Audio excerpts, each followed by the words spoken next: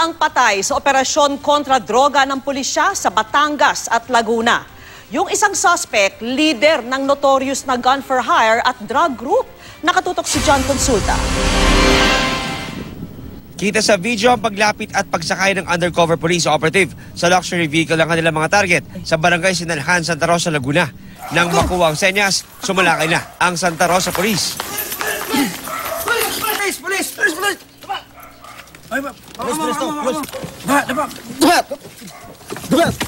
Police! Pulis operasyon ng suspect na sina Jericho Gomez at Ryan Banta na taga Makati. Na-recover sa kanila ang mahigit 100,000 pisong halaga ng droga.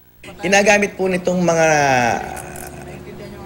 drug pusher na ito ang mga luxury car upang hindi sila mapansin. Lalo na kapag may checkpoint kami. Doon po sumasakay ang kanilang mga buyer. Mamahaling sasakyan ang ginagamit nila. Yun ang ginagamit nilang cover. Depensa ng mga suspect.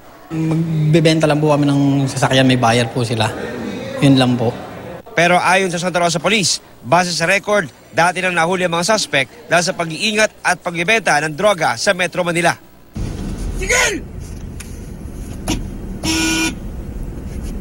Sakay ng pinatatabing tricycle na ito ang mga sinasabing pakay ng mga umahabol na pulis sa barangay Santa Clara sa Batangas City.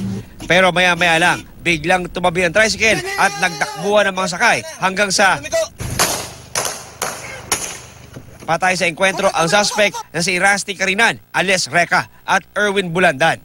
Ayon sa pulisya, si Carinan ang leader ng notorious na Reka Gun for Hire at Drug Group sa Batangas na pumapatay sa mga kalaban nilang drug group. All in all, 4 na yung na-neutralize sa Reka Drug Group, including the leader.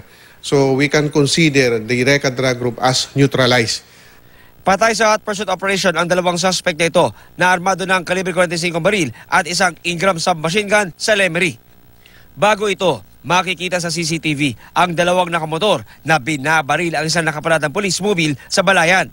Sa isa pang CCTV, makikita naman ang pagbaliwala ng mga suspect sa isang PNP checkpoint na nauwi sa dragnet operation at pagkakapatay sa mga salarin na umano'y tauhan ng isang drug group na pumatay sa isang police balayan noong Nobyembre. We want them to be caught alive para tama yung sinabi mo, makuha ng further information, makuha natin yung link diagram, yung source nila, other members, wala tayong magawa at our police officers have to defend themselves when they are part of one.